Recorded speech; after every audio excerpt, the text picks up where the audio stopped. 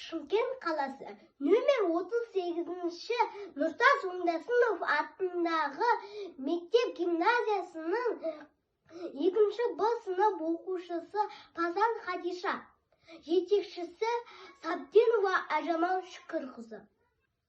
Мұқағали Мақатаев отан туралы: мен оның түнін сүйем, күнін сүйем. Ағынды өзен, асқар тау гүлін сүйем. Мен оның қасиетті тілін сүйем.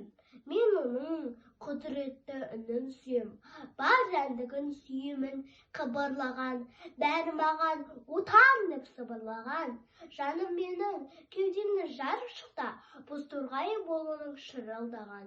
Отан, отан, бәрінен биік екен, мен оны мәңгілікке сүйіп өтем. Отанды сүймеуің де күйік екен, отанды сүйгенің де күйік екен.